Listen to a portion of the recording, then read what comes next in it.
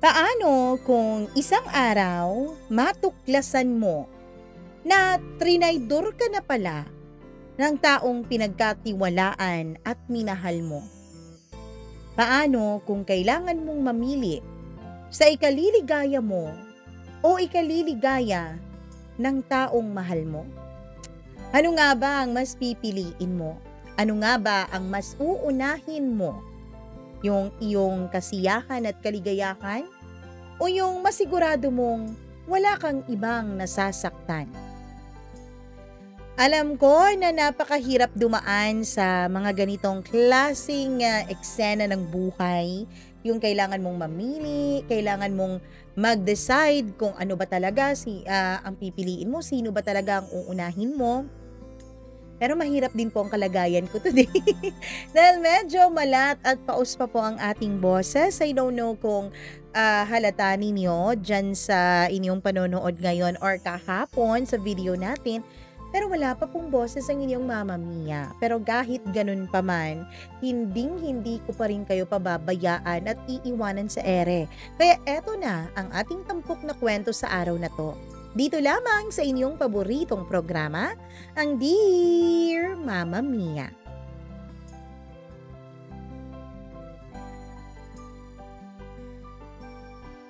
Maraming pagkakataon sa ating buhay na kailangan nating mamili sa pagitan ng tama at mali. Pero minsan, hindi lang basta-basta pagpipilian sa tama at kamalian ang kailangan nating gawin. Kundi kailangan din nating isipin kung ano nga ba ang ating uunahin. Ang sarili o ang ibang taong mahal natin. Dear Mama Mia, itago niyo na lamang ako sa pangalang Celine. 26 years old na ako. At dapat sa mga oras na to, abala na ako sa pagbibilang ng araw bago ang kasal naming dalawa ni Marcos, ang fiancé ko. 5 taon din kaming naging magkasintahan at sa wakas, after so many trials, dumating na rin kami sa puntong ito ng aming relasyon. Ang daming sakripisyo, ang daming away, ang daming tampuhan. Pero in the end, siya pa rin talaga ang pinili ko. Siya yung taong lagi kong naiisip na makakasama ko sa habang buhay. Nakatuwang ko sa pagbuo ng isang masayang pamilya. Simple lang naman ako, Mama Mia. Hindi ako yung tipong babaeng sosyalin o yung mga babaeng mysterious gaya ng mga karakter sa teleserye. Ako yung tipong babaeng open, makwento, at marunong magtiis. Lumaki ako na kasama ko ang pinsan kong si Rina. Dahil madalas noon na nasa abroad ang mga magulang niya. Para na rin kaming magkapatid dalawa kasi sabay kaming lumaki. Sabay kami sa pag-aaral sa school, sabay sa lahat ng lakad, at pareho nga lang din ang aming group of friends. Kaya lang, Mama Mia, mas liberated lang ng konti si Rina sa akin. Ako kasi, kahit na maingay ako, ay hindi naman po ako kasing liberated niya. Mas maplano naman din ako. Hindi naman ako yung tipong happy-go-lucky. Pero si Rina, iba siya. Mahilig siyang makipag-party. Mahilig siya sa mga adventures. And to be honest, Mama Mia, siya yung tipo ng babae na madaling lapitan ng mga lalaki. I don't know if it's a good thing or not. Pero madali siyang maging center of attention. At ako, nagiging sentro din naman ako ng atensyon pero hindi lang kagaya sa kanya. At kapag nandyan siya, para po akong taga-alalay niya lang. Taga-cover up kapag may palpak siya na ayaw niyang malaman ng kanyang mga magulang. Siguro ay dahil lumaki nga po siya na walang mga magulang practically. dahil parehong nasa abroad ang mga ito. Kaya siguro kahit engaged na ako noon kay Marcos, sanay ako nakasama si Rina sa halos lahat. Hindi rin naman siya stranger kay Marcos. In fact, close din silang dalawa na parang magkapatid. Naging parang close na magbarkada lang din ang tingin nila sa isa't isa. At dahil nga sa sobrang pagtitiwala ko, hindi ko na inisip na pwedeng magkaroon ng ibang kulay ang closeness ng dalawang taong mahalaga sa buhay ko. Hanggang isang gabi, Mama Mia, bago pa man ang kasal, doon bumagsak ang lahat ng mga pangarap ko. Kasi dumating yung gabi na lumapit si Rina sa akin.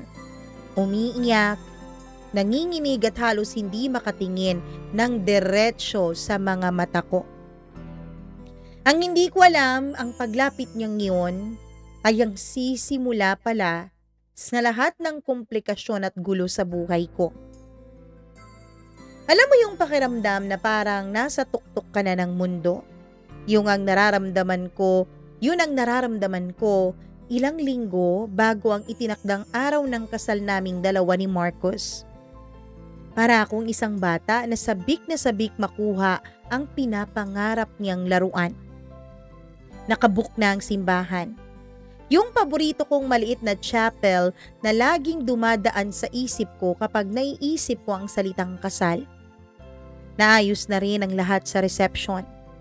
Isang simpleng garden venue lang, hindi ang grande, pero sapat para sa mga pamilya at mga kaibigan namin ni Marcos. Hindi rin kasi ako mahilig sa bongga kasi hindi naman po kami mayaman. Basta ang gusto ko yung intimate lang, masaya, at puno ng totoong tao na totoong masaya para sa amin ni Marcos ang paligid. Everyday, halos ganito po ang routine ko, Mama Mia. Gigising ng maaga para ayusin ang mga detalye ng invitations, kausapin ang aming coordinator at makipag-meeting sa mga suppliers. Nakakapagod, pero sweet naman na uri ng pagod. Kasi habang ginagawa ko yun, lagi ko pong naiisip ang mapapangasawa kong si Marcos. Yung ngiti niya, yung mga plano namin para sa aming future, yung magiging mga anak namin balang araw. At syempre bilang best friend / pinsan / kapatid ko na rin, ay laging nandun din si Rina. Siya ang lagi kong kasama sa bawat lakad dahil siya naman po ang maid of honor ko. Siya ang tagasalo ng lahat ng stress ko. Siya yung tipong, sige Celine, ako nang bahala dito. Siya yung laging mas excited pa sa bawat fitting ng gown ko, sa mga food tasting, sa pagpili ng flowers. Kung tutuusin, Mama Mia, para na rin siyang ikakasal sa sobrang pagiging involved niya sa kasal ko.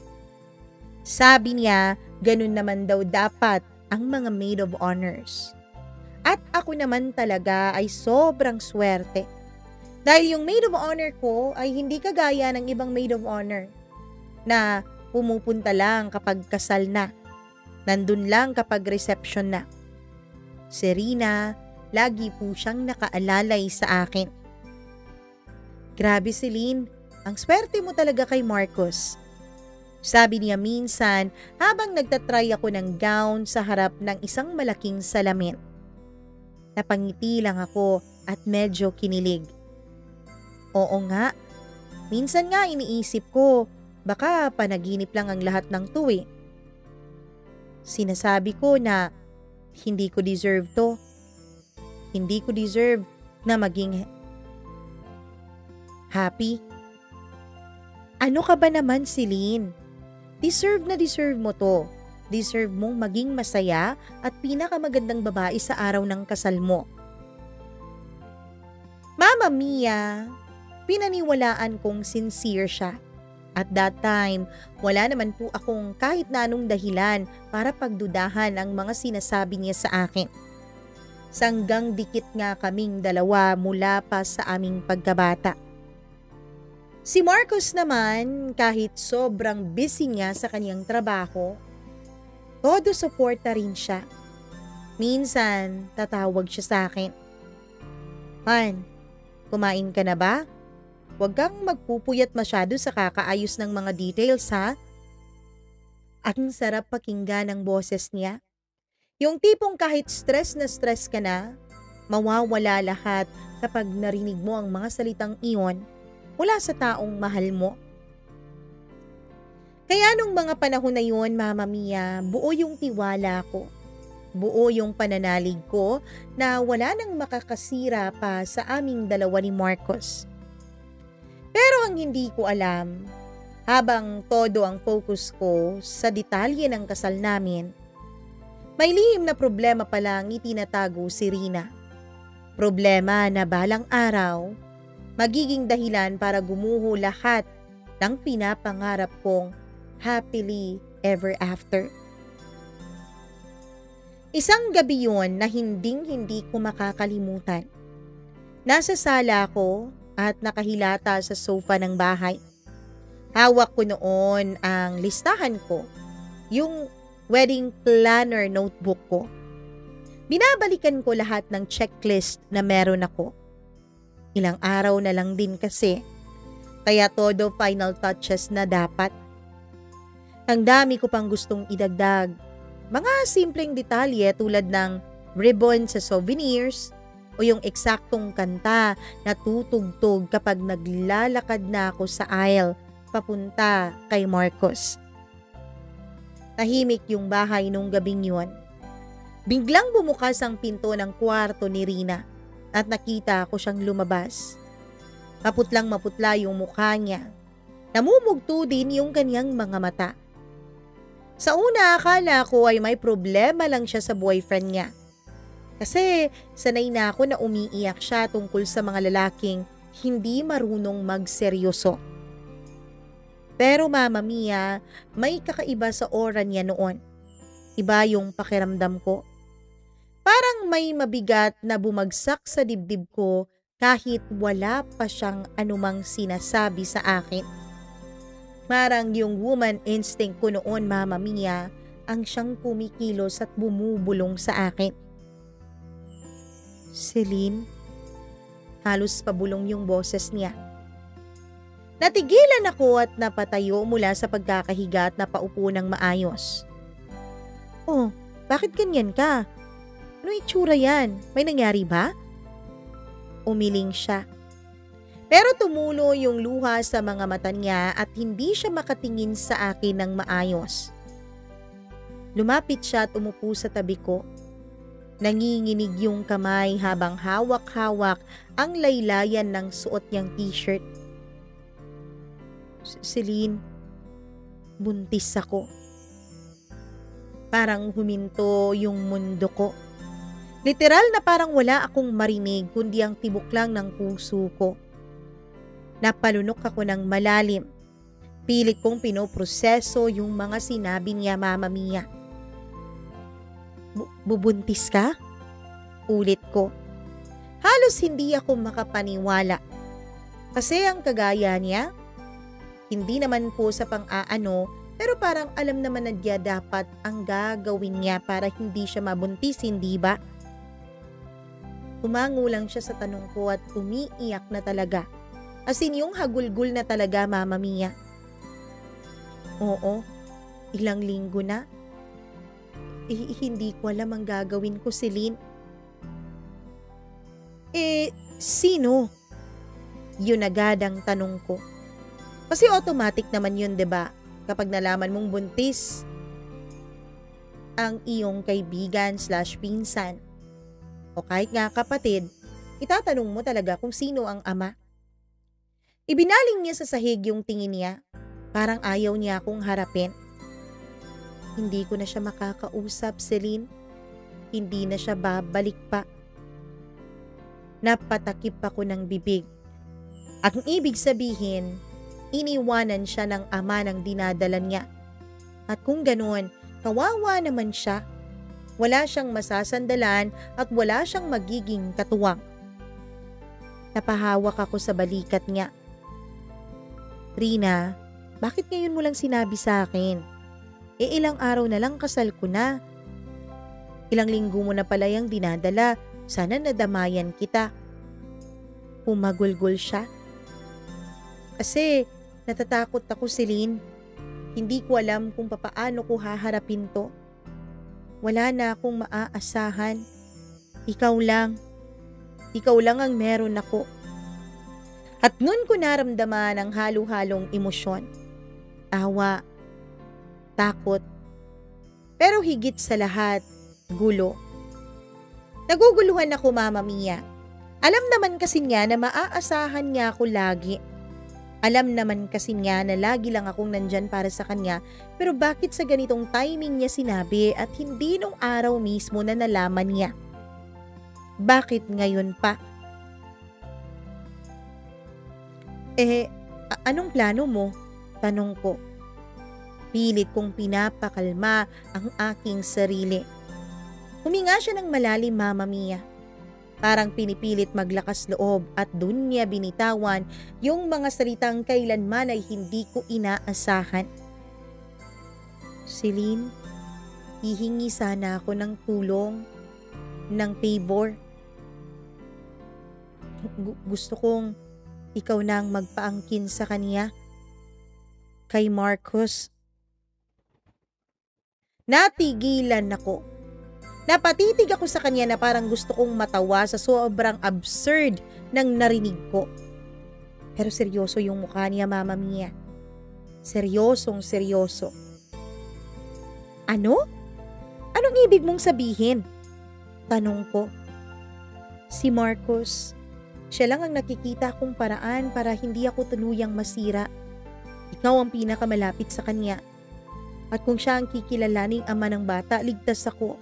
Ligtas yung anak ko, hindi ako pagtatawanan. Hindi ako kukutsain ng mga magulang ko at ng mga relatives natin. Para akong binuhusan ng malamig na tubig, Mama Mia. Parang gusto kong sumigaw. Gusto kong murahin siya, pero hindi lumalabas yung boses ko. Ang dami kong gustong sabihin pero natulala na lang ako. At sa unang pagkakataon, nakita ko yung pinsan kong laging matapang, laging masaya, na ngayon ay sobrang desperada na. Desperada hanggang sa punto na kaya niyang hingin ang isang imposibleng bagay mula sa akin. Ang ibigay ko sa kanya ang fiancé ko. Nahihibang ka na ba, Rina? Yun lang ang lumabas sa bibig ko. Para akong hindi makapaniwala sa lahat na nang pwedeng hingin niya sa akin. Yun pa talagang fiancé ko. Pero imbes na magalit siya o umatras ay lalo siyang lumapit. Hawak-hawak niya ang kamay ko. Parang batang humihingi ng tulong sa gitna ng bagyo. Celine, wala na akong ibang matatakbuhan pa. Ikaw lang talaga. Alam kong selfish to pero wala na akong ibang paraan. Si Marcos lang ang makakapagligtas sa akin. Pero fiancé ko siya. Ikakasal na kami, Rina. Pasigaw kong sabi. Pero pinipigilan ko pa rin noon ang lahat ng emosyon ko at baka may makarinig sa amin mula sa labas ng bahay. Umiiling siya. Dumutulo ang mga luha sa kanyang mga mata. Alam ko at sobrang sama ko sa naiisip kong to pero isipin mo, ikaw na rin ang nagsabi. Mabait si Marcos, responsable siya. Kaya niyang akuin to. Kung siya ang kikilalaning ama ng anak ko, hindi ako mapapahiya sa pamilya natin. Hindi ako tutuluyang mawawasak. Minto siya sandali at saka huminga ng malalim at bumulong na parang kinakausap ang konsensya ko. Hindi ko naman sinasabi na iwanan ka niya. Ang hiling ko lang, kahit isang gabi lang, kahit isang pagkakataon lang para masabing siya ang ama ng dinadala ko. At anong gusto mo, ha? Masira si Marcos sa mata ng mga magulang ko? Sa mata ng pamilya natin? Parang nagdilim ang paningin ko, Mama Mia. Hindi ko alam kung maiiyak ba ako, magagalit o matatawa sa sobrang absurd ng idea niya. Pero nung nakita ko yung mukha niya, yung takot, yung pagmamakaawa, hindi ko alam pero parang unti-unti po akong natutunaw. Ito yung taong kasama kong lumaki. Yung taong kasama ko sa hirap at ginhawa mula pagkabata pa. Ngayon ay nangangailangan ng tulong ko. Naalala ko lahat ng pinagsamahan namin. Lahat ng panahon na siya yung kasama ko. Lahat ng pantatakip na ginawa ko para sa kanya. Lahat ng sekripisyo na parang naging ate na rin ako para sa kanya. At ngayon heto siya. Halos lumuhod na sa harap ko para sa isang hiling na hindi ko kayang ibigay. Rina, hindi ko alam yung hinihingi mo. Alam ko, at alam kong sobra to pero please Celine, eto lang ang paraan para hindi ako tuluyang mawala ng pag-asa. Hindi ko naman sinasabing ako ang pakasalan ni Marcos eh. Sasabihin lang natin na aksidente, ganun. Nagtagal kami sa ganung sitwasyon. Siya nakaluhod, umiiyak habang hawak-hawak ang kamay ko. Ako naman ay nakatulala. Basang-basa ng luha ang mga mata ko pero wala akong mailabas na desisyon. At doon nagsimula ang isang malaking suliranin para sa akin. Ang konsensya ko ay nagsasabing mali pero ang awa ko ay nagsusumigaw na alam kong gagawin iyon ni Rina para sa akin kung ako ang nasa sitwasyon niya. Hanggang sa mismong gabing yun ay natulog akong balisa. Nakahiga ako sa kama. Hindi ako makapikit. Kasi sa bawat segundo pumapasok sa isip ko yung mukha ni Marcos. At kung papaano ko siya ipapahawak sa iba. Kinabukasan hindi ko alam kung papaano ko haharapin ang fiancé ko. Para akong nabaliw sa mga sinabi ni Rina sa akin kagabi.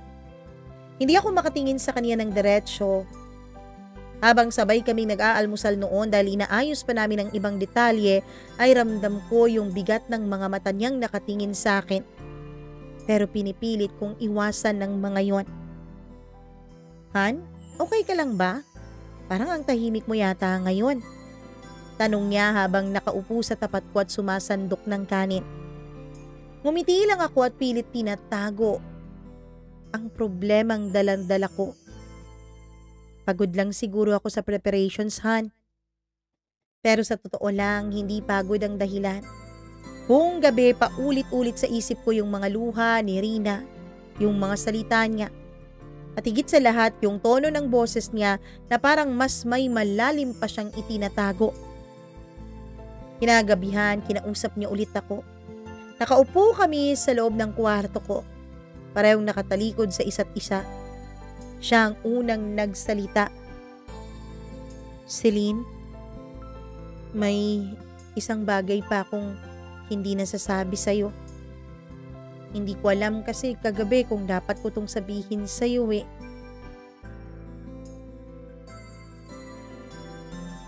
Alam ko, iniisip mong nababaliw na ako.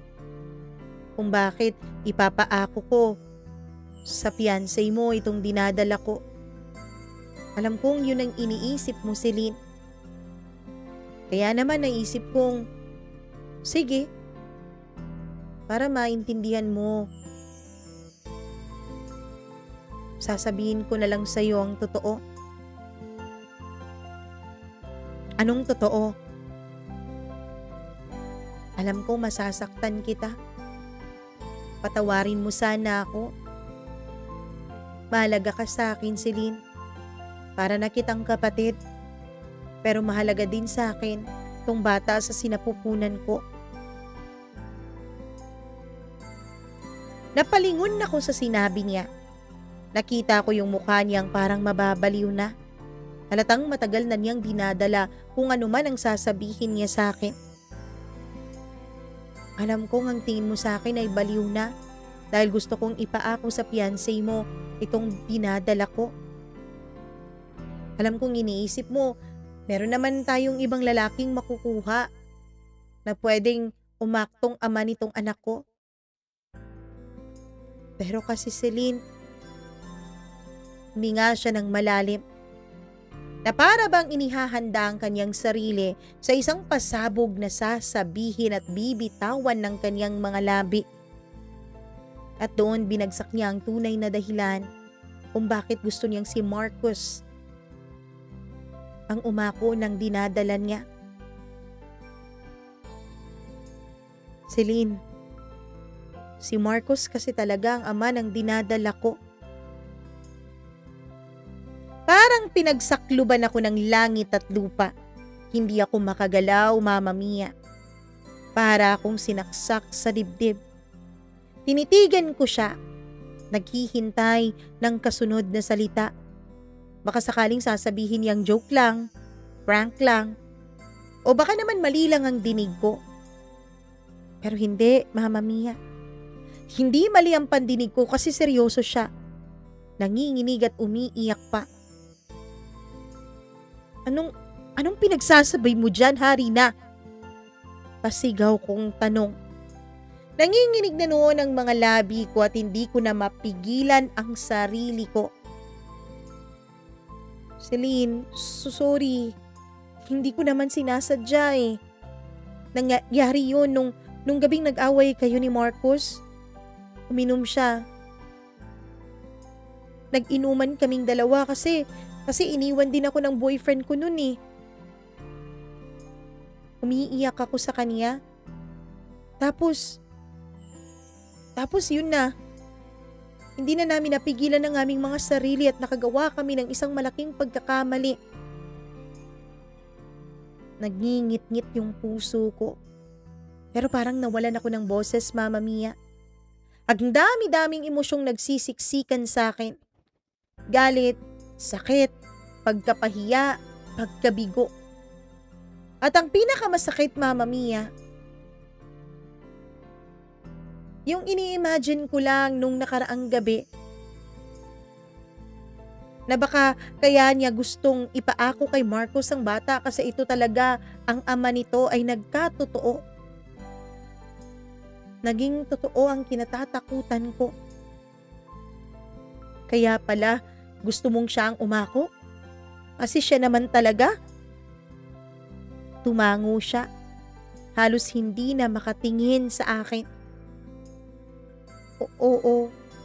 At wala na akong ibang magawa kundi umasa na kaya mo pa rin akong patawarin at kaya mong intindihin ang sitwasyon naming dalawa ni Marcos. Doon ko naramdaman yung pinakamabigat na paghihirap, Mama Mia. Kasi ang pinsan kong tinuring kong kapatid, best friend, sanggang dikit ay niloko ako. Ang fiancé ko na akala ko ay tapat, akala ko ay dream guy ng halos lahat ng babae, pinagtaksilan ako.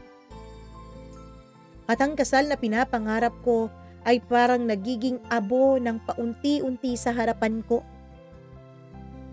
Pero ang mas malupit pa, may parte sa akin na hindi makaiwas. Kasi kahit punong-puno ako ng galit, hindi ko pa rin matanggal yung awa ko kay Rina at lalong-lalo na sa bata sa kanyang sinapupunan na alam kong wala namang kasalanan. Hindi ko alam kung martir ba ang tawag sa akin o sobrang bait lang talaga o nagbabait-baitan lang din ako. Pero lagi kong naiisip yung bata. At yun ang simula ng unti-unting pagkagat ng konsensya ko. Yung pakiramdam na hindi ko na alam kung anong gagawin ko. Ipaglalaban ko ba ang sarili kong kasal o hahayaan ko ang pinsan kong mailigtas mula sa isang matinding kahihiyan? Hindi ko na kinaya ang bigat ng sekreto. Kinagabihan, habang nasa kondo kami ni Marcos, ay hindi ako mapakali. Nakahiga siya sa kama, nakapikit. Akala ko tulog na pero ramdam ko noon nagising pa siya. Marcos, mahina akong tawag sa kaniyang pangalan. Dumilat siya, ngumiti pa ng tipid. Bakit, Han? May problema ka ba? Alam ko malalim yung iniisip mo. Halata eh. Huminga ako ng malalim. Tinipon ko lahat ng lakas ng loob na meron ako. May aaminin ka ba sa akin? Tanong ko sa kanya. Napakunot yung noon niya. Pero nakita ko na tila may gumuhit na takot ng sandali sa mga mata niya bago siya nakabawi. Anong ibig mong sabihin? Serena, tumigil ako sandali. Nanginginig yung boses ko. Ikaw ba? Ikaw ba yung nakabuntis sa kanya? Doon nag-iba ang mukha niya, parang natigilan, natakot at hindi makatingin ng diretso sa akin. Kaya alam kong totoo, Mama Mia. Alam kong hindi nagsisinungaling ang pinsan ko. Napansin ko yung mabilis na paghinga niya. Ang pagkagat niya sa labi niya na para bang nahuli ko siya sa akto.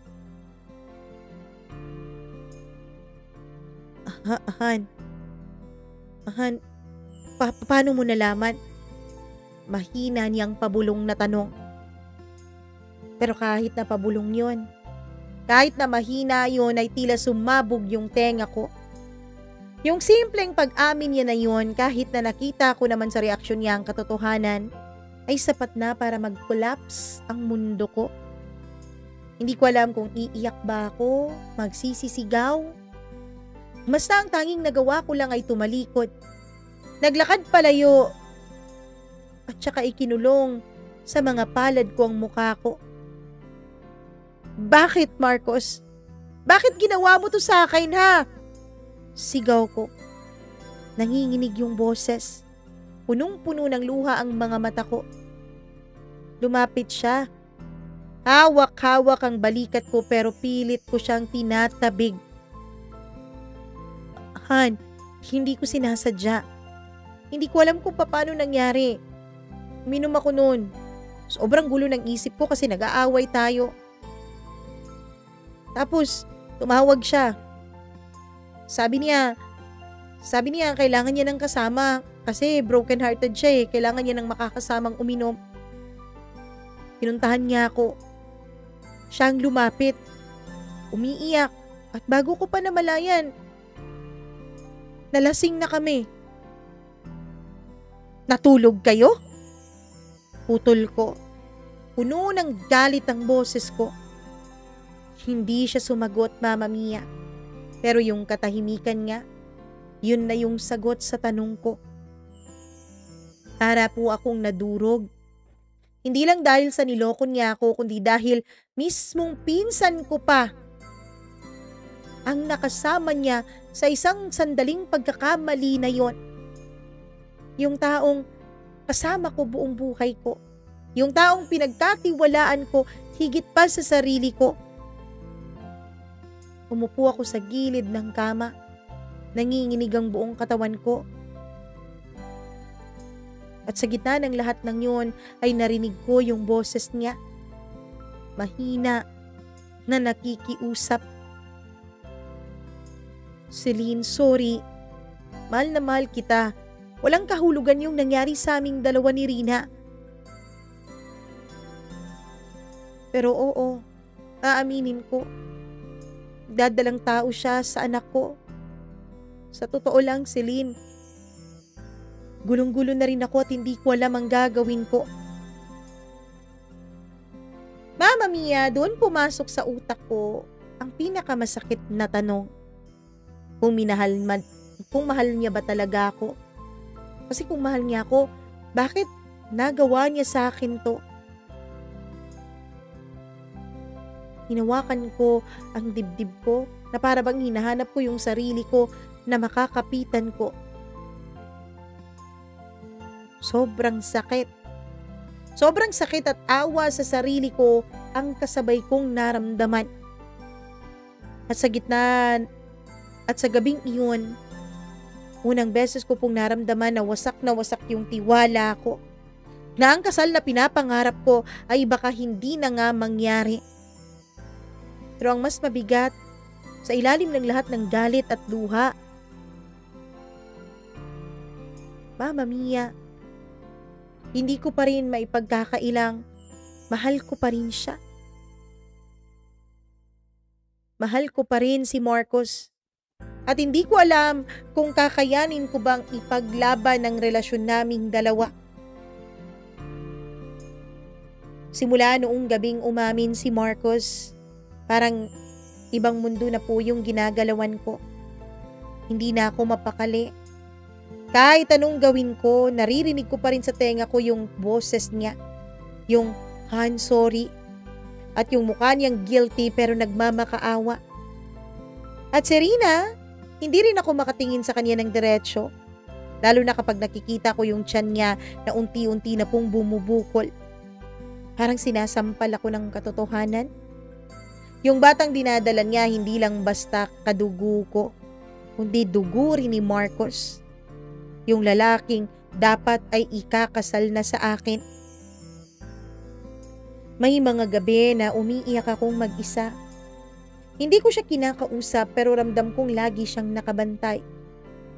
Minsan nadadatnan ko si Marcos sa sala ng bahay namin. Tahimik lang, hawak ang ulo na parang wasak na wasak din siya. Walang kaalam-alam noon ang mga magulang ko sa nangyayari. Kasi sanay sila na kaming dalawa lang ni Marcos ang umaasikaso sa kahit anumang nagiging problema namin. Maging tungkol ito sa kasal o kahit na ano paman. Nung dumaan ako sa harapan niya ay pabulong siyang nagsalita. Celine, sabihin mo lang kung anong gusto mong gawin ko. Mapatawad mo lang ako, susundin ko. Pero paano ko siya masusubok? Kapag pinili ko siyang iwan, parang pinipili ko ring wasakin ang buong buhay ko at ang 5 taong relasyon namin. Kapag pinatawad ko naman siya, ibig sabihin, tatanggapin ko na lang lahat ng sakit. Pati yung batang dinadala ni Rina.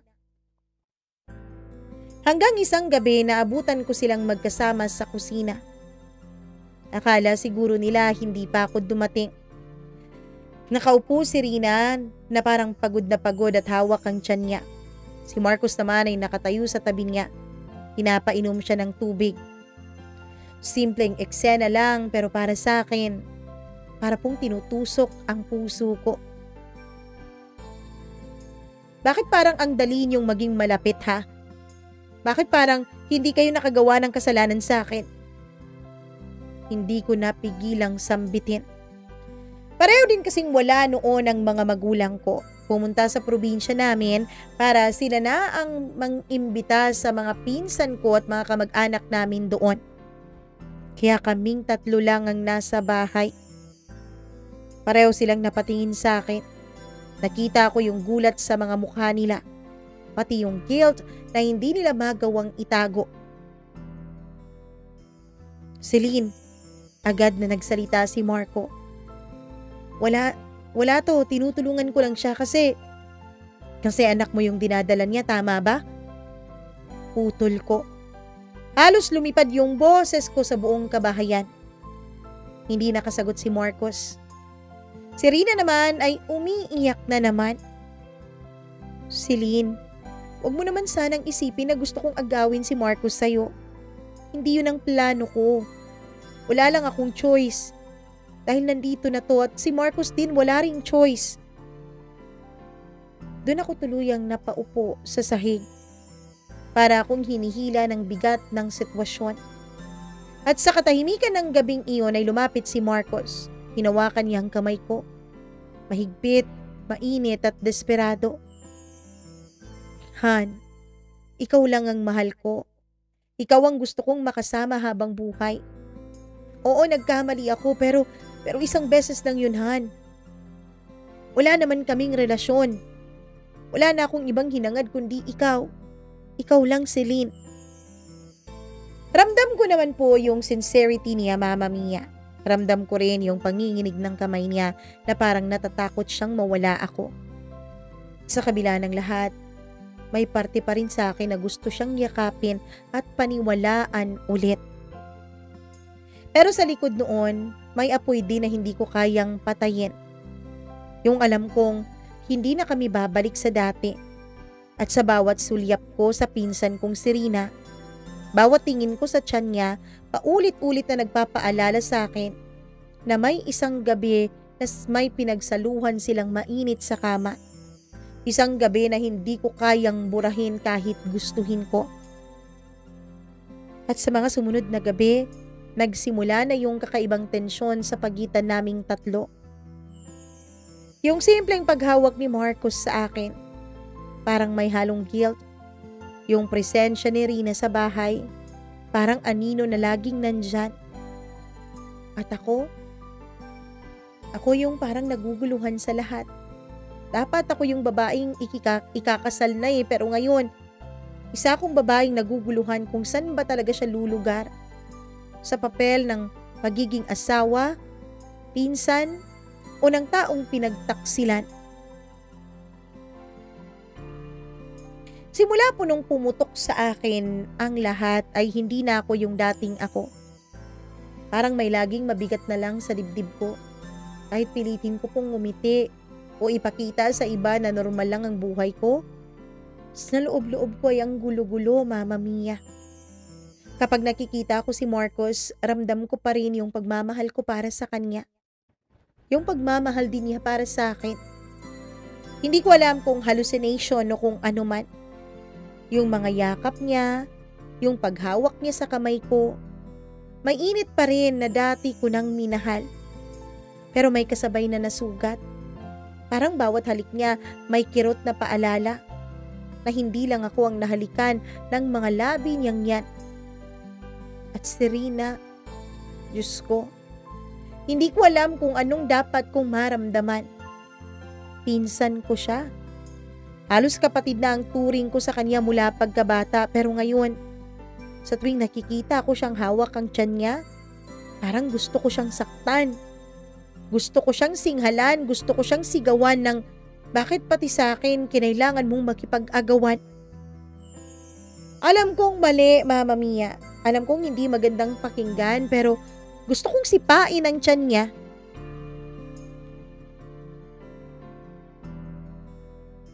Alam kong mali at hindi tama, pero minsan naiisip ko gusto kong mawala ang bata sa sinapupunan niya. Ito ang mas nakakagulo sa isip ko. Kahit ganun, may mga sandali rin naman na naaawa ako sa pinsan ko. Kapag nakikita ko siyang nakahiga, namumutla, iniisip ang tiyan niya o hinihimas ang tiyan niya ay naiisip ko, paano kung ako yung nasa sitwasyon niya? Buntis, nag-iisa, takot na takot. Wala siyang ibang sandalan, kundi ako. Yung taong nasaktan niya. At sa awa na yun, may kakaibang init na sumisingit na hindi ko maintindihan. Parang sa tuwing naririnig ko silang dalawa ni Marcos na nag-uusap tungkol sa dinadala niya ay may selos, may inggit at may hinanakit. Isang gabi, nakahiga ako sa kama at pumasok si Marcos. Tahimik din siyang humiga sa tabi ko. Pinikit ko ang mata ko pero ramdam kong gising siya. Bigla niyang hinaplos ang braso ko. Dahan-dahan, pababa sa aking kamay. Han, kahit anong mangyari, ikaw pa rin ang mahal ko. Bulong niya. Ramdam ko yung init ng kamay niya. Yung haplos na ilang beses nang nagparamdam ng seguridad sa akin noon, pero ngayon, isang haplos na nagpapaalala ng lahat ng sinira niyang pangako sa akin. Huminga ako ng malalim. Paano mo nasasabing ako pa rin, Marcos? Sa bawat sulyap ko kay Rina, nakikita ko yung alaala ninyo. Nakikita ko yung kasalanang ginawa ninyo sa akin. Hindi siya sumagot. Pumigpit lang ang yakap niya sa akin. At sa yakap na yun, may parteng gusto kong tumanggi pero may parte ring gusto ko pa ring maramdaman ang init ng mga bisig niya. Kinabukasan, nagising ako ng maaga. Dumaan ako sa kwarto ni Rina at nakita ko siyang natutulog. Hawak-hawak ang tiyan niya. May luha pa sa gilid ng mga mata niya. Nakatitig lang ako sa kanya ng matagal. At doon ko na-realize, iba na yung nararamdaman ko. Hindi ko na alam kung mas pumapabor na ba yung awa o yung galit ko para sa kanya. Hindi ko alam kung ano nga bang mas nangingibabaw, ang pagmamahal ko kay Marcos, pagkamuhi ko sa kanila ni Rina, o ang awa ko sa batang isisilang na wala namang kamuwang-muwang na ang mga magulang niya ay may isang taong labis na sinaktan. Habang papalapit ang araw ng kasal ay lalo namang lumalayo ang pakiramdam ko sa lahat. Sa lahat ng bagay na pinaghirapan kong buuin. Dati po excited akong gumising para ayusin ang mga detalye ng kasal. Makipag-meeting sa coordinator. Magtahi ng mga maliliit na detalye. Pero ngayon, bawat tawag ng supplier, bawat tanong ng pamilya ay parang dinudurog ako. Oy, Celine, ilang araw na lang ha? Nakakakilig talaga kayo ni Marcos. Sabi ng tita ko nung minsang nagkita kami sa mall. Umiti lang ako pero sa loob-loob ko ay gusto kong sumigaw.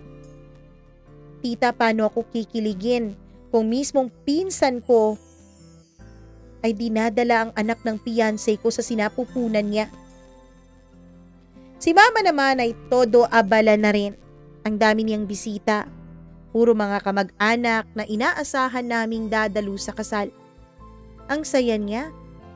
Parang siya mismo yung ikakasal. Hindi kasi niya naranasan ng ganitong uri ng kasal nung sila pa ng papa ko. Kasi wala raw kasi silang pera. Kaya naman mama niya, masaya siya na nagiging bahagi siya ngayon ng kasal ko.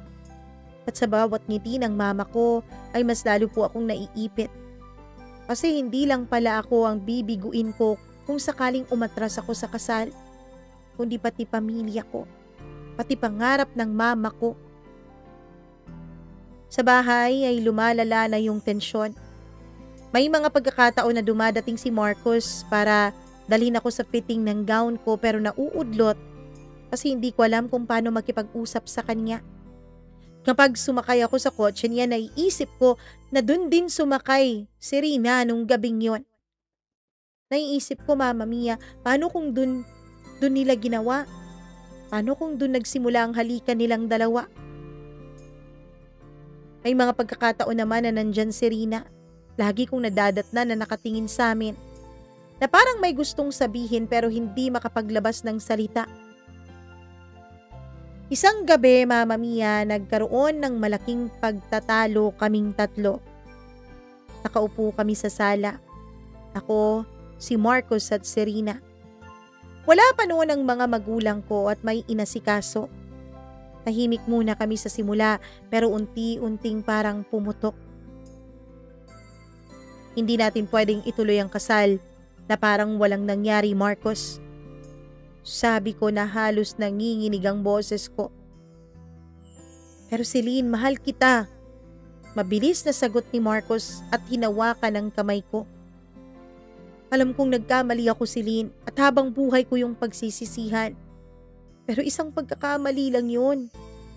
Hindi mo ba ako kayang patawarin? Hindi ko kayang mawala ka eh. Napatingin ako kay Rina. Nakasalubong ko yung mga mata niyang punong-puno ng luha. Celine, wala naman akong balak na agawin sa'yo si Marcos. Alam kong mali yung nangyari sa amin pero nandito na to eh. Nandito na yung bata. Hindi ko na kayang baguhin pa yon. Hindi ko na kayang ibalik pa sa nakaraan para hindi iyon mangyari. Halos sabay silang nagmamakaawa sa akin. Pero iba-iba ang dahilan. Si Marcos dahil ayaw niyang mawala ako. Si Rina naman dahil ayaw niya ring lumaki ang anak niya ng walang tatay.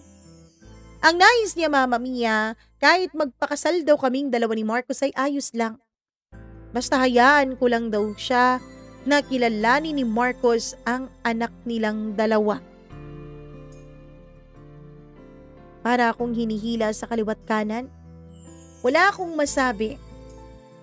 Ang tanging lumabas sa bibig ko ay, paano kung malaman nilang lahat ang totoo? Paano kung sa mismong araw ng kasal lumabas ang katotohanan? Anong mukhang ihaharap ko sa mga tao? Walang sumagot sa kanilang dalawa. Ang tanging naririnig ko lang ay ang mahinang hikbi ni Rina at ang buntong hininga ni Marcos. At dun ko napagtanto, Mama Mia. Hindi lang puso ko ang durog, kundi yung kasal namin at yung relasyon namin mismo. Yung pangarap na 5 taon naming pinag-ipunan at pinaghirapan at ipinanday ay unti-unting gumuguho at nagiging abo. Ang tanong na lang, kaya ko pa bang ituloy o tapusin na ito bago pa tuluyang maging isang malaking trahedya sa harap ng lahat, lalong-lalo na sa aming pamilya? Hindi ko alam kung malas lang ba talaga ako, Mama Mia, o talagang ganito ang tadhana ng bawat tao. Akala ko kami-kami lang, Nina Marcos at Rina, ang nakakaalam ng sikreto. Pero syempre, gaya ng sabi ng karamihan, walang lihim na hindi lumalabas sa takdang panahon. Isang hapon, dumating si Mama galing groceries. Galit na galit yung mukha niya. Parang nagliliyab. Hindi ko maintindihan kung bakit, pero ramdam kong may mabigat. "Celine!" Sigaw niya agad pagbukas niya ng pinto. "Ano ba talagang totoong nangyayari dito?" Nagulat ako. Pati si Rina na nakaupo lang sa sofa ay napapitlag. "Ma? Ano po ang ibig niyong sabihin?" Tanong ko na nanginginig yung boses. Hinarap niya ako. Halos manginig yung kamay niya sa galit. "Nakita ko sina Tita Linda mo dun sa grocery stores. At narinig ko silang pinag-uusapan kanila. Pati si Rina. Sabi, buntis daw to. At..." Tumigil si Mama. Bumaling kay Rina. "At ang sabi, mukhang si Marcos daw ang ama." Para akong binuhusan ng kumukulong tubig noon. Hindi ko alam kung saan ko huhugutin ang lakas ng loob para magsalita. Si Rina naman ay agad na umiyak at hinawakan ng tiyan niya.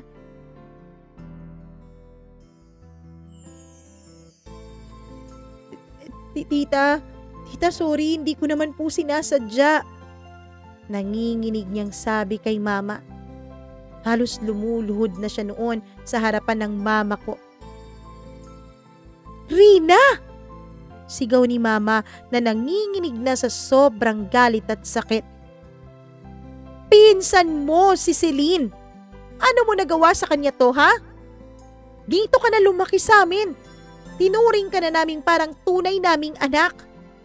Oo nga't nagpapadala ang mga magulang mo, pero kami ang nagparamdam sa'yo ng pagmamahal ng mga magulang. Tapos gaganituhin mo yung anak namin?" Hindi ko napigilan. Umiiyak na rin ako. Tumakbo ako papunta sa kwarto at binagsak ang pinto at dun sumabog lahat ng luha ko. Mama Mia, iba yung sakit ng betrayal ni na Marcos at Celine sa akin. Pero ibang uri din pala ng sakit nung nakita kong nasasaktan ng mama ko dahil sa akin. Narinig ko pasalabas yung boses ni Mama at ni Rina na nag-aaway. Si Marcos naman ay dumating rin nung gabing yon. Gulong-gulo at pilit inaawat si Mama pero wala na. Kumalat na pala ang balita. Kinabukasan, halos lahat ng kapitbahay namin ay nakatingin sa amin kapag lumalabas kami. May mga bulong-bulungan. May mga tingin na parang mga kutsilyo na nakabaon sa likod ko. Ang sakit. Hindi ko alam kung saan ako lulugar. Ako ba ang kawawang ikakasal na niloko ng fiancé at ng pinsan? O ako ba yung tanga na magpapakasal pa rin sa lalaking nakabuntis ng sarili niyang pinsan? Sa bawat araw na lumilipas, Mama Mia, ay mas lalo po akong nadudurog. Kahit anong pilit kong hawakan ang relasyon namin ni Marcos, ay parang wala na talagang saysay ang lahat. Yung pamilya ko, hati na rin. May mga nagsasabing wag ko nang ituloy yung kasal. May iilan naman, lalo na yung mga pinsan ko, na gusto pa rin ituloy ko ang kasal. Kasi alam naman daw nila na ako daw talagang mahal ni Marcos at hindi si Rina. At sayang din daw ang pinagsamahan namin ni Marcos. Sayang ang mga pinagdaanan namin at ang mga nalagpasan namin. Baka isa lang daw tong pagsubok sa aming pagmamahalan. Sayang din daw yung gastos na pinag-ipunan pa namin ng mahabang taon. At ako, Mama Mia, ako yung pinaka-nasaktan sa lahat, pero ako rin yung pinipilit nilang magdesisyon. At sa kabila ng lahat ng gulo, may isang bagay na sigurado. Hindi na magiging simple ang buhay ko. Hindi na ito tungkol lang sa kasal. Ito yung kwento ng 3 taong pinilit na pinagbubuklod ng isang lihim na hindi maitatago.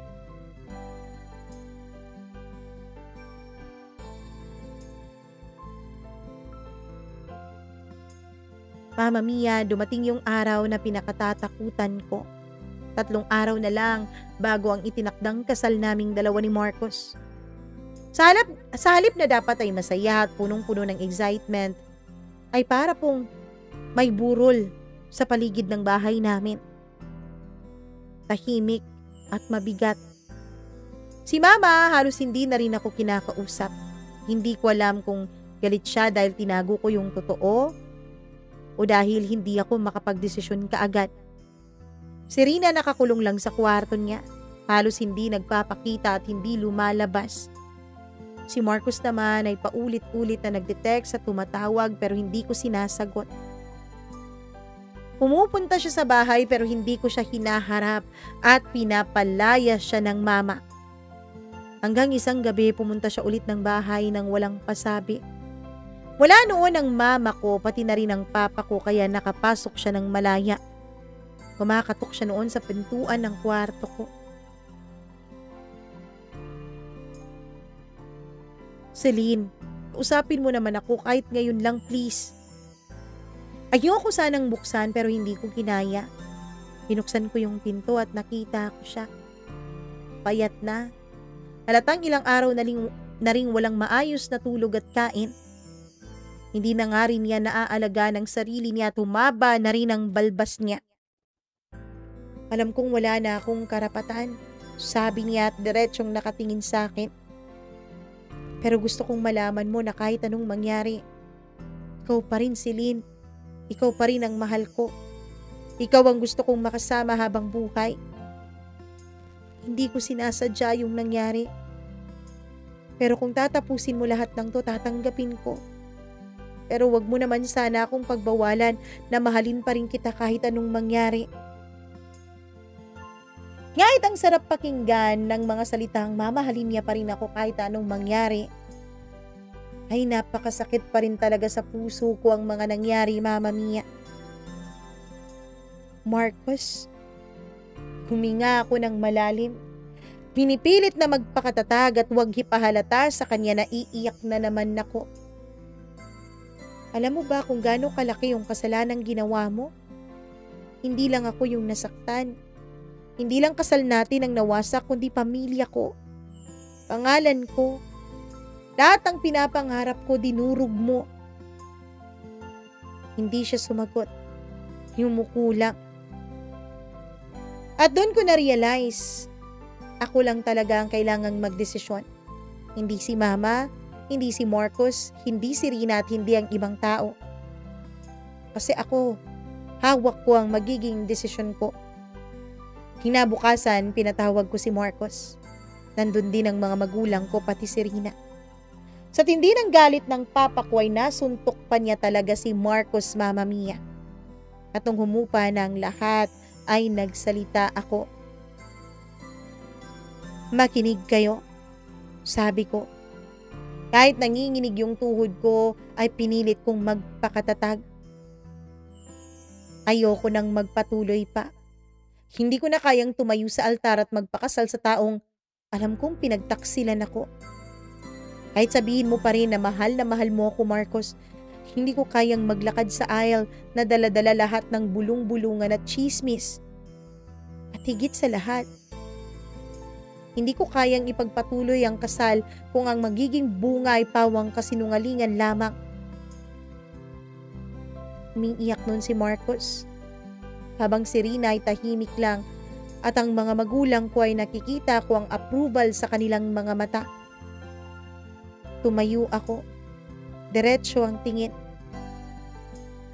Hindi ibig sabihin ito na pinapatawad ko na kayo. Di ko alam kung mapapatawad ko kayo. Pero sa ngayon, pipiliin ko munang hilumin ang sarili ko. At kung darating man ang araw na makakalimutan ko ang sakit na to, siguro tsaka ko na lamang haharapin kung may natira pa para sa atin, Marcos. Hindi ngayon. Hindi dito at hindi sa altar na puno ng sugat. At doon natapos ang lahat, Mama Mia. Hindi nga natuloy ang kasal naming dalawa ni Marcos. Maraming umalma, marami ang nadismaya, pero sa huli, ako yung nakahinga. Ako yung nakawala sa tanikala ng lihim na hindi ko ginusto. Si Rina, Mama Mia, ay kinuha ng kaniyang mga magulang.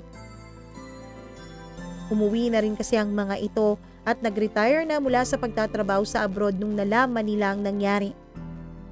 Dinala niya yung anak niya sa mundo ng buo ang tapang niya. Si Marcos naman ay lumayo na muna. Hindi ko alam kung saan siya dinala ng buhay. Pero alam kong totoo niya akong minahal. Alam kong nagkamali lang din siya.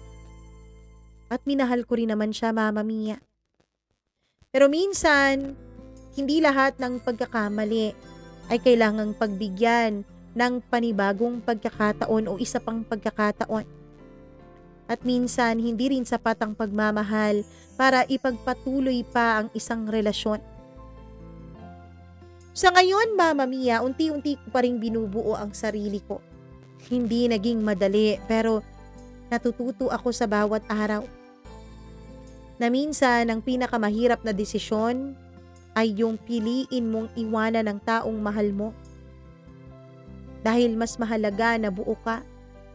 Mas mahalaga na manatili kang tapat sa sarili mo kaysa manatili sa tabi mo ang isang taong araw-araw ka namang dinudurog. Maraming salamat po, Mama Mia. Hindi ko alam kung magugustuhan ninyo at ng mga tagapakinig ninyo itong aking kwento.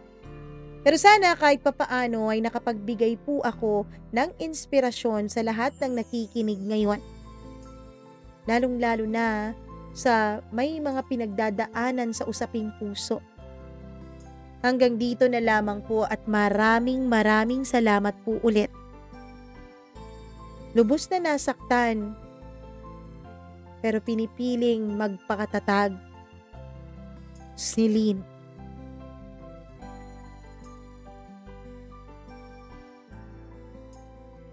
Okay, happy, diba? Ang hapdi naman, na-feel ko talaga yung pain mo, Celine. As in, na-feel ko yung pain mo na nasaktan ka talaga ng husto sa ginawang pagtataksil sa'yo ng mga taong mahal mo. Hindi madali, masakit, mahirap. Pero napakatapang mo rin na harapin ito at hilumin ang mga sugat sa puso mong hindi naman ikaw ang may gawa. Ang hiling namin, sana nga ay maghilom ka na at sana nga ay makamtan mo na ang katahimikan at kaligayahan na deserve mo rin naman. Maraming salamat sa pagtitiwala mo at sa pag-share mo nitong iyong kwento dito sa ating programa. Thank you so much talaga. At sa mga nanonood ngayon at nakikinig, naku, alam nyo na po yung drill. Alam nyo na kung anong gagawin nyo, diba? Ayun, i-like at i-share ang video na to para naman, naku, marami ang makapag-nilay-nilay sa mga desisyon nila sa buhay. Charot. Baka naman, meron kang isang kaibigan dyan sa iyong social media pages na nangangailangan ng inspirasyon at ito pala ang makakapagbigay ng inspirasyon sa kanya. So share mo na. At syempre, siguraduhin mo rin na ano ka na, subscribe dito sa channel natin o nakapag-subscribe na rin kayo dito sa Encounters with Mama Mia kahit na wala pang bagong upload. Promise po, hindi matatapos ang next week o nitong week na to, meron na tayong bagong upload sa Encounters with Mama Mia. Sa ngayon, hihintayin ko munang maghilom itong aking boses kasi bloopers naman, 'di ba? Tayo ng balahibo yung kwento pero ganito yung nagbabasa, bloopers. Kaya please subscribe nyo na lang muna at panoorin nyo na lang muna yung 2 video pa na nandyan sa atin pong channel. At syempre, sa mga hindi pa po subscriber, please do subscribe dito sa channel natin at i-click nyo na rin yung notification bell para lagi po kayong nanonotify sa tuwing meron po tayong bagong upload na nilalabas dito. At kung nakapag-subscribe na kayo, siguraduhin nyo rin na i-invite yung mga friends ninyo na mag-subscribe. At syempre, bago tayo pumunta sa ating mga subscribers at sa ating mga commentators, dito muna tayo sa ating mga members na laging top priority natin sa ating mga pa-shoutout. Hay ako sa ating pinakabagong member na si Evelyn Kawit, 21 days ago, Janice Linian, Maria Elena Abe, Morin Tugab, hi din ako kay Gimaras Girl, kay Easy Gale, kay Mila Raduban at kay Freaky. Maraming salamat sa inyong pagpapamember. Sa hindi pa po member at nais magpa-member o curious kung ano ba tong membership na to, ayan po sa baba, kung may nakita po kayong join, ayan, join button dyan. Yan po ang i-click ninyo. Kung wala namang join button, kung merong be a member, yan po ang i-click ninyo para maturuan kayo ni YouTube kung paano magpa-member dito sa ating channel. At syempre, hindi ko pa rin kakalimutan syempre yung ating mga 'di ba? Ating mga commentators. Syempre, gano'n naman talaga. Hi ako kay Sparkling Soda. Ayan. Hello rin ako kay Lina Ladeza. Maraming salamat. Linda Abenales. Thank you very much. Sir Reynaldo De Vera. Hello rin ako kay Mary Ann Mateo from Jeddah, Saudi Arabia. Hello rin kay Benigno Pando. Maraming salamat. Muning. Hi, muning. Hi din kay Maria Elena Abe, kay Jaime Rodriguez, kay Gail Easy, Joy Abinido. Alam ko member sila, nabati na sila kanina. Ay, may comment din sila eh. Hi din kay Elizabeth Lagunday, Margie Flores, Nika Nix, Dins Lumigid, Evelyn Gausin, JCTV Official, maraming salamat.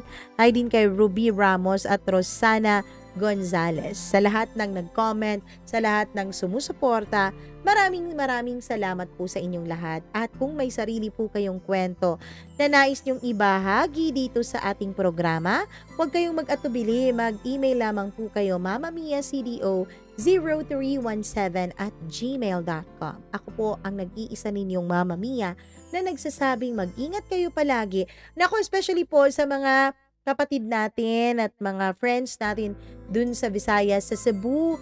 Ayun, niyanig po sila ng 6.7 magnitude na lindol noong September 30 at 10 p.m. Ayun, marami pong casualties. Ipagdasal po natin sila at sana po mag-ingat po talaga tayo palagi. At ito po ang iiwan ko sa inyo. Huwag po kayong magtira o mag-ipon ng galit sa dibdib ninyo dahil napakaikli ng buhay, napaka-fragile.